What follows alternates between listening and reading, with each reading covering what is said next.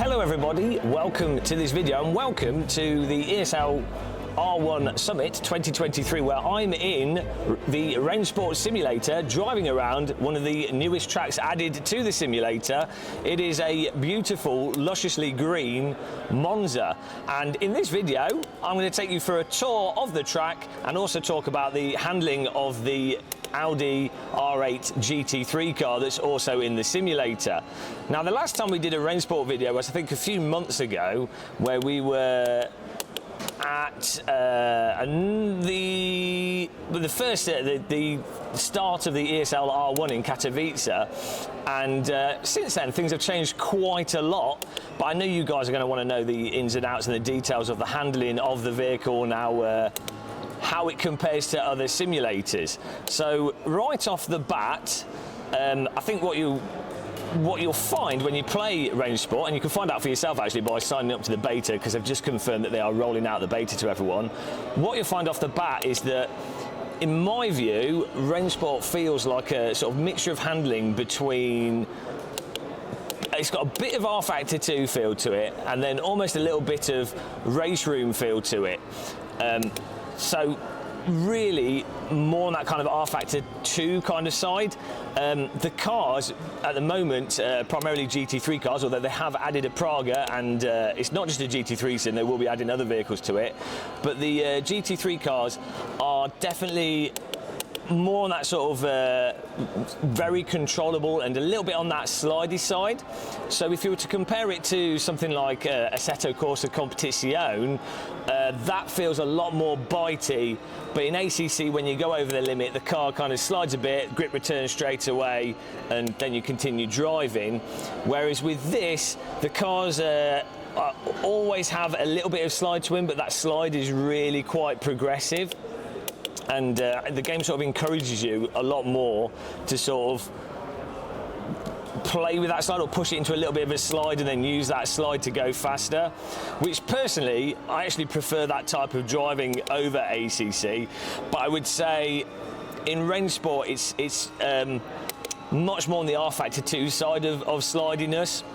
In my view, I don't think it's quite as concise or precise in the driving as, say, the original Assetto Corsa, which in my opinion, when it comes to perfect condition driving, is the absolute top dog for pure pure car control or pure car feel of handling. I do think though, on the grand scheme of things, fundamentally, at the moment in this current build of Rensport, it is fun to drive. Like, you do want to keep going. You don't feel like the simulator is just needlessly throwing you off the track or punishing you in ways that are frustrating. So it's definitely nothing like iRacing, for example, where you have to sort of go through a complete piano rehearsal of driving just in order not to crash. I can see how some people might not enjoy the more sort of sliding nature of Rensport though, but you know, it's one of those things where each simulator has its own feel, and different people gravitate to those feels. Nicely at the moment, and this is one of the things that's sort of gradually been improving in Rensport, is the force feedback in the simulator. Each time I play it, it seems like there is more detail to the force feedback, with them tuning things and getting more sort of dynamic range and resolution from the force feedback. And I'm really quite pleased to say that I think Rensport gives you way more detail in its force feedback, specifically for when the car's sliding or not sliding, or that lead up to getting over the limit. It gives you way more detail for that specific grip loss than ACC. But then compared to R Factor 2, I think it's a little bit more range to it, but I think that's probably because the car's a little bit more slidey than it is in R Factor 2, for example. So I'm not sure how much of that's the force feedback implementation versus the differences in the general physics to the simulator. The force feedback at the moment though, and keep in mind this is it's a beta, it's not the final release of the game, I still wouldn't say it's up to the detail levels of the glorious Assetto Corsa. But again, on the grand scheme of sim racing, it's sort of up there in the top 4 or so simulators are available.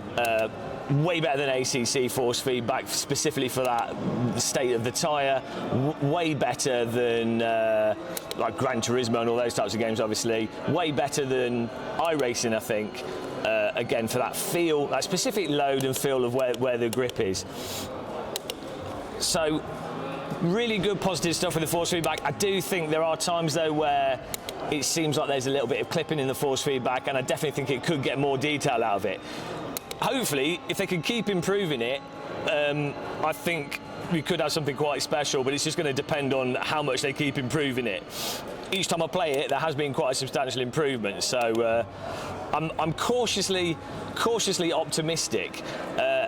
On this rig, actually, at the moment, we're playing with the a VRS wheel, which is the small Mage servo motor. So this is giving us a really good feel of what's actually coming out of the simulator. I do think you can tell already you do get different force feedback from the different cars. Like the character of each car does come through the force feedback quite nicely. So that's always a really nice sign. So yeah, all told with that, if you currently like R Factor 2, if you like AC1, if you like Race Room, I think people that enjoyed that will probably quite like the feel of Ren Sport through the wheel, both the handling and the force feedback. I'd say if you're more of a fan of how iRacing is and how abrupt iRacing is, then maybe it'll take some adjusting to get used to. Now, separate to the handling and force feedback, which of course are the most important parts of any simulator, we have to talk about the Unreal 5 engine and the graphics.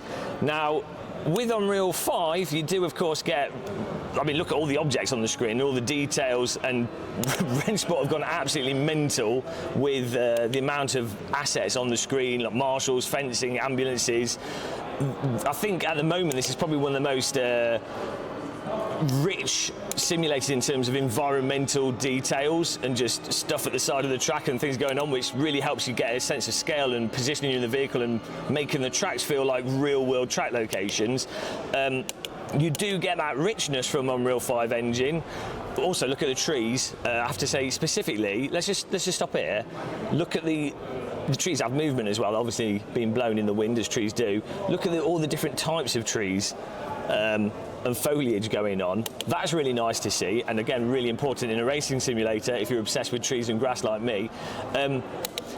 You do get all these details, it looks fantastic, but of course, unfortunately, with the Unreal Engine, you do then get some of the stuff that's not the desirable parts of Unreal Engine, such as you're driving along here, bear in mind this track's not fully optimized yet, but you do get that thing where you see like the detail, the LODs coming in, so it goes from like a lower detail to higher detail, which is more noticeable when you're playing on higher resolutions. You also do get the aspect of some shadow crawl, although it's way less worse than the shadow crawl that you get in ACC. And you do get some stuff with like the what looks like the mip mapping. As you move forwards, you can sort of see some of the transparency shimmer a little bit, which you don't get in some of the other game engines. So it's like you've got the really nice shaders, asset density, textures, lighting, the shadows when they're close to you all look absolutely glorious. But you do get that downside with the driving simulator in Unreal Engine, that you have that kind of detail pop in a bit, which I really hope that they can optimize and improve, because if they do, if they can fix the downsides of the Unreal Engine, this is going to be one of the most spectacular looking driving simulators that you can play, basically. So as we saw with ACC, it took a long time for them to really optimize it, and one of my big questions, I think, with Rensport, and this was a big problem with ACC. Again, with ACC's Unreal 4 engine, this is Unreal 5 engine. One of my big questions is how well will it actually run on lower end systems? So, you know, this is a next gen game for sure, and they're shooting for like as good graphics as possible and to really push things out. It does look absolutely amazing, but will people be able to run it? Will they also be able to remove those little artifacting issues that you currently have with Unreal 5, or that you have at this point in time with Rensport? So it's going to be interesting to see what happens. Also interested though, because it's got the mod support, how will modders be able to implement tracks, and will modders be able to have control on how they adjust things to maybe get the most out of it as possible?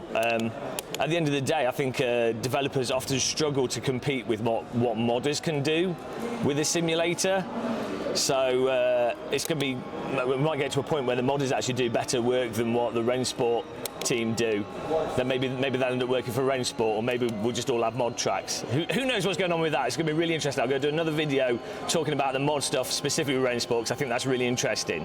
But yeah, for first sort of impressions of the current build of the game with Monza, graphically it's pretty insane, apart from those artifacts. Handling wise, I'm really quite happy with how this Audi handles with some of the GT3 cars now. I think most people will be really pleased with how they handle. It's definitely fun to drive. You want to get faster at it. It's not annoying to drive. We don't know any details about online ranking systems and what they're going to do with that, but if they have this nature of handling, this driving with a good online ranking system and rating system, and they start adding more cars, tracks and content, then you know, this is really, really interesting to see